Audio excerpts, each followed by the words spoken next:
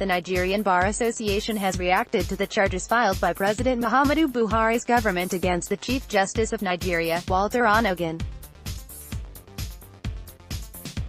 The federal government will on Monday, January 14, 2019, arraign the CJN before the Justice Danladi Yakubu-led Code of Conduct Tribunal (CCT) in Abuja on charges of failures to declare his assets as required by law and for operating bank domiciliary foreign currency accounts. The charges against Justice Onnoghen were filed and served on him on Friday at his official residence in Abuja preparatory to his appearance at the tribunal. Reacting, NBA in a statement signed by its General Secretary Jonathan Goudit described the move against Onnoghen as an assault, intimidation and desecration of the judiciary, which must stop. The body questioned government's position to embark on this anomalous course of charging the CJN before the CCT without first presenting whatever facts it purportedly has against his lordship to the NJC.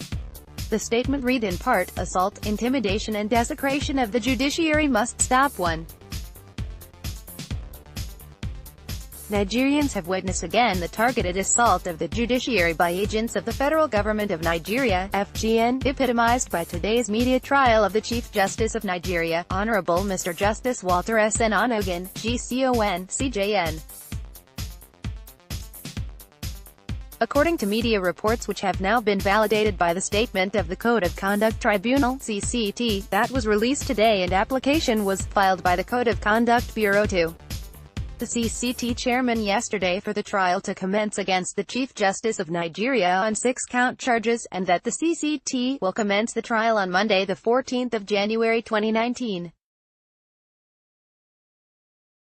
The Nigerian Bar Association unequivocally condemns this assault, intimidation and desecration of the judiciary by FGN agencies and demands that it be stopped immediately.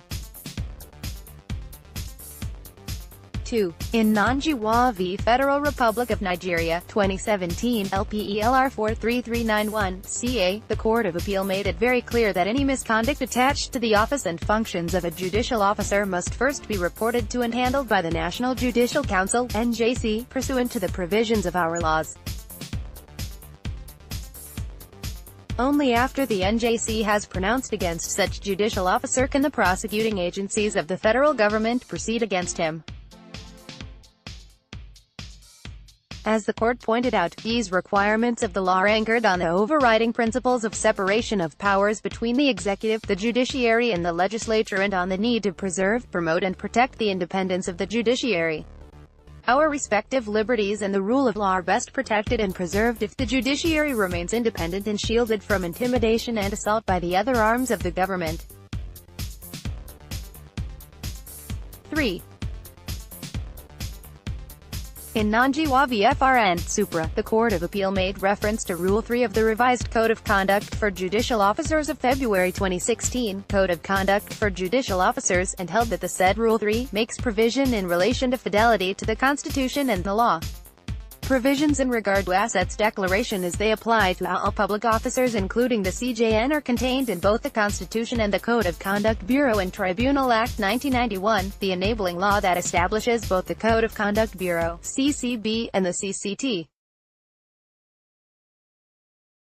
The fidelity which judicial officers therefore owe to the Constitution and the law, pursuant to Rule 3 of the Code of Conduct for Judicial Officers, encompasses compliance with the provisions relating to assets declarations as contained in the Constitution and the Code of Conduct Bureau and Tribunal Act. Any infraction in that regard by a judicial officer, as the Court of Appeal rightly held, constitutes a misconduct by the judicial officer and becomes the subject matter for discipline by the NJC as a condition precedent to any possible prosecution of the judicial officer by any of the FGN's prosecuting agencies. 4.